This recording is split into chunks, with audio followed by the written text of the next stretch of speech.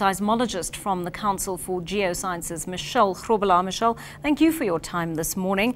To start off with, I mean, you describe this as a big guy. Is a 4 magnitude quake rather a large quake for an area that's not prone to this kind of movement? Yes, well, so it's really what we're used to, I think. You know, in Japan, for instance, a magnitude 4 is a fairly common event to happen. But for anything above 3.5, us South Africans are not used to that sort of earthquake. So I suppose for us it is rather large, but it is what in seismological circles we class it as more of a moderate kind of sized event. So obviously nothing as big as what we get in Japan. So I think it really depends on the sort of what we're used to, really. In recent times, we have felt a few tremors like today's in Johannesburg. Are they becoming either more frequent or stronger? We have noticed that since the mines did stop pumping and they stopped mining, we noticed there was an ingress of water into the abandoned mines.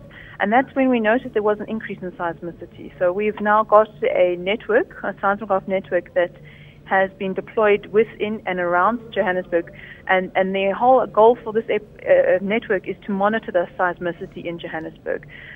For us to be able to do research into this sort of seismicity and to understand the physics of what's going on.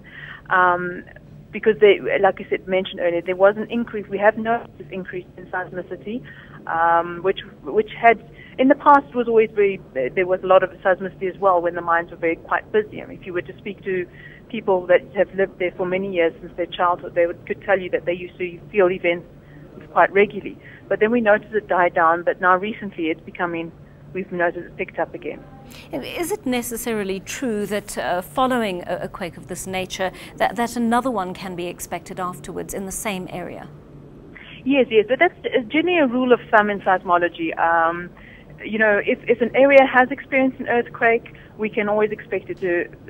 We can't rule out the possibility that there will never be an earthquake again. So there's always a possibility of another one happening again. We just don't know when it will occur or where it will occur exactly. So that's just the million-dollar question, which seismologists around the world would love to know as well. Michelle, should we be gearing up for more events of this nature, perhaps more serious such tremors in the future that may cost a lot more in terms of loss of infrastructure and perhaps even life? I think we mustn't rule out that fact.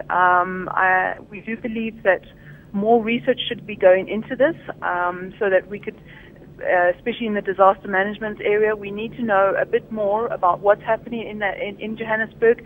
We need to be able to determine the areas where it could be an earthquake or the ground motion, the actual motion that one feels will be most where it will be most likely to be felt or hardest felt, where the most damage could occur. So we need to look into this a lot more in depth because we should not just ignore it, and we should definitely take this into consideration and look into the safety of the city in itself.